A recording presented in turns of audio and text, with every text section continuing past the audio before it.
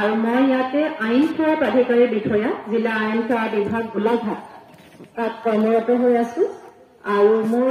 এজন judicial officer হয় আপোনালোকে যে কোৰ্টত যায় যাৰ কেছ চলি আছে কোৰ্টত গম পাব আমি বিচাৰ কৰো সেই কোৰ্টবিলাকত কিন্তু এতিয়া গোলাঘাটত যিটো মই পদত আছো সেই পদটো হৈছে আপোনাৰ আইন সেৱা মই আইনৰ লগত জড়িত গতিকে আজি যিটো টপিক মই লৈ আহিছো অকল সেইটো টপিকৰ ওপৰতে আপোনালোকক মই জ্ঞান নিদিওঁ আৰু ইয়াৰ লগতে কিছুমান অতি সূক্ষ্ম কথা যিবিলাক আপোনালোকে জানিলে আপোনালোকৰ নিজৰ পৰিয়ালৰ লগতে সমাজৰ সহায় কৰিব পাৰিব সেইটো মই আপোনালোকক থুলমূলকৈ অকণমান জ্ঞান দি যাব বিচাৰিছো প্ৰথমতে আপোনালোকক ইতিমধ্যে ক'লে যে আজি নেশ্যনেল গাৰ্ল চাইল্ড ডে হয় প্ৰত্যেকজনী কন্যাক সুৰক্ষা দিয়াৰ দায়িত্ব আমাৰ প্ৰত্যেকজন অভিভাৱকৰ নহয় জানো আমাৰ সমাজৰ প্ৰত্যেকজন মানুহৰ দায়িত্ব তো সেইটোৰ লগত সংগতি ৰাখিয়ে মই আজি টপিকটো নিৰ্বাচন কৰি লৈছিলো আমাৰ আফতাব হুছেইন ডাঙৰীয়াৰ লগত আলোচনা কৰি পেলাই যে এই গ্ৰেটাৰ এৰিয়াটোত মই চাইল্ড মেৰেজৰ ওপৰত ৰাখি দিওঁ তেতিয়া ইয়াত চাইল্ড মেৰেজ বুলি কোৱাৰ লগে লগে অকল কন্যাজনীৰ কথা নাহে ইয়াত ল'ৰাজনো আহিব গতিকে আমাৰ শিশুসকলৰ ভৱিষ্যত সুৰক্ষিত কৰিবৰ কাৰণে মই আপোনালোকৰ এই অঞ্চলটো বাছি লৈছো তো আপোনালোকে যদি অকণমান ইয়াৰ পৰা জ্ঞান লৈ যায় অকণমানো যদি ইয়াৰ পৰা কৃতাৰ্থ হয় তেতিয়াহ'লে আমাৰ এই প্ৰগ্ৰেমটো সফলতা বুলি ক'ব পাৰিম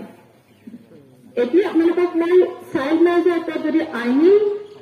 আইনী ভাষাত ক'বলৈ যাওঁ এতিয়া আমাৰ এক্টখন হৈছে যিখন এক্ট বৰ্তমান প্ৰচলিত হৈ আছে prohibition of child marriage act 2006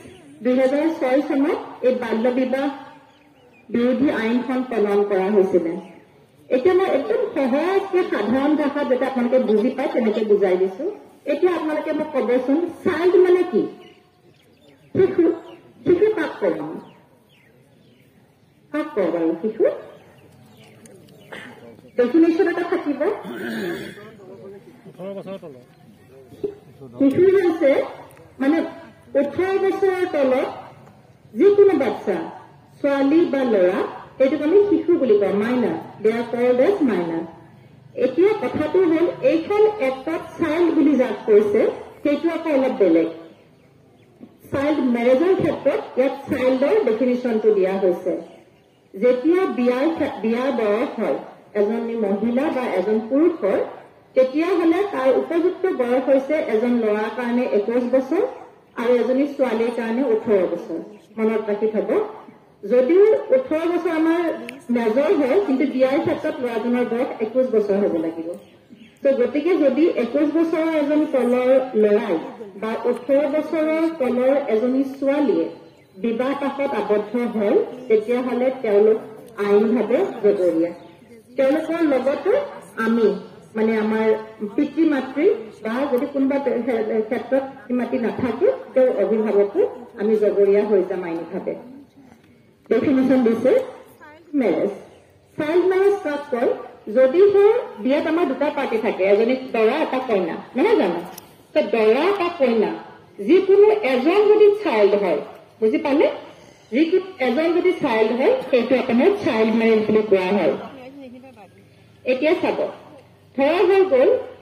আমি কোনো নাজানো যে 18 বছৰৰ তলত ছোৱালী বা 21 বছৰৰ তলৰ এটা ল'ৰা বিয়া হোৱাটো আইনীভাৱে অপৰাধ এখন সমাজত এখন বিয়া হৈ গ'ল ধৰি লওক বিয়াৰ সময়ত ছোৱালীজনীয়ে গম নাপালে যে তাইৰ আচলতে নিৰ্ধাৰিত বয়সটো হোৱা নাই তেতিয়া কি কৰিব পাৰে সেই বিয়াখন একচুৱেলি আইনৰ চকুত বৈধ নহয় সেইখন ইলিগেল মেৰেজ হয় এইখন কোনো লিগেল ভেলু নাথাকে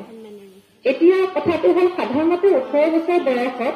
ছোৱালীজনীৰ বিবাহৰ সন্মতি দিয়াৰ 18 বছৰ তলৰ সন্মতি দিয়ে সেইকাৰণে তেওঁলোক মাইনৰ সেইকাৰণে শিশু নহয় জানো তো এই ক্ষেত্ৰত তাইৰ বিয়াখনৰ সিদ্ধান্ত কোনে লয় মাক দেউতাকে তো দেখিলো যে বিয়াৰ পিছত বা তাই যদি 18 বছৰ পাৰ হৈ যোৱাৰ পিছত তাই দেখিলে যে তাই এইখন বিয়াত তাই ৰাজি নহয় সন্মতি দিব পৰা কেপাচিটি নাথাকে কৰিব পাৰিব এই বিয়াখন কেঞ্চেলেশ্যনৰ কাৰণে কোৰ্টত আবেদন কৰিব পাৰিব বুজি পাইছেনে মই কি কৈছো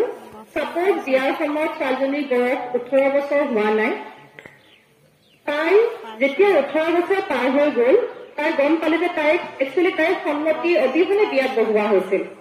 তেতিয়া বিশেষকৈ এইখিনি আমি স্কুলীয়া ল'ৰা ছোৱালীবিলাকে জানিব লাগে তেতিয়া তাই 18 বছৰ পাৰ হোৱাৰ পিছত তাই ক'ব পাৰিব কোৰ্টৰ ওচৰলৈ যাব পাৰিব যে এইখন বিয়াত মোৰ সন্মতি নাছিল মই নামানো এইখন বিয়া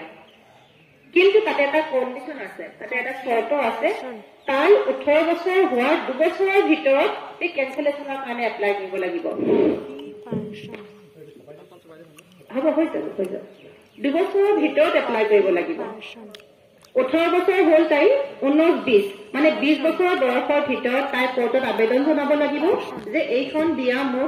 মা দেউতাই জনা নাছিলে যে এইটো এটা অপৰাধ হয় গতিকে এইখন বিয়া মই নামানো তেতিয়া কি কৰিব পাৰে কোৰ্টে সেইখন বিয়া কেঞ্চেল কৰি দিব পাৰে এতিয়া বাৰু ঠিক আছে এটাকে মই গৈছো দেই পঢ়িবিলাক আপোনাৰ সেই বিয়াখন বিয়াৰ সময়ত ছোৱালীজনী প্ৰেগনেণ্ট হৈ গ'ল হ'বতো পাৰে কোনোবা ছোৱালী প্ৰেগনেণ্ট হৈ গ'ল গৰ্ভৱতী হৈ গ'ল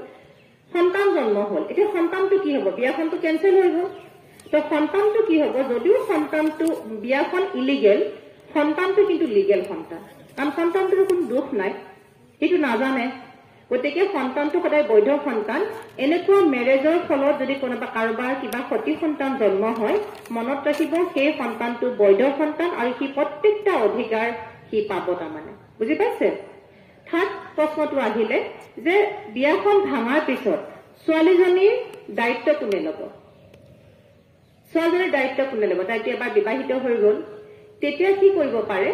যিকোনো সদাশয় ব্যক্তিয়ে যিকোনো গাৰ্জেন যিকোনো অভিভাৱক বা যিকোনো পেৰেণ্টছ মাক বা দেউতাকে কোৰ্টৰ ওচৰত গৈ আবেদন কৰিব পাৰে যে মোৰ ছোৱালীজনী এনেকুৱা হ'ল বিয়াখন কেঞ্চেল হৈ গ'ল তো ছোৱালীজনীৰ মেইনটেনেন্সৰ কাৰণে ব্যৱস্থা কৰিব লাগে তেতিয়া কোৰ্টে কি কৰিব যিটো ফেমিলি ল'ৰাই বিয়া কৰাইছিলে সেই ল'ৰাজন যদি 21 বছৰতকৈ ওপৰ হয় মানে ল'ৰাজন যদি মেজৰ হয় সেই ল'ৰাজনে তেওঁক খোৰাকি দিব লাগিব যেতিয়ালৈকে সেই ছোৱালীজনীৰ নেক্সট মেৰেজ নহয় ৰিমেৰেজ নহয় বুজি পালে না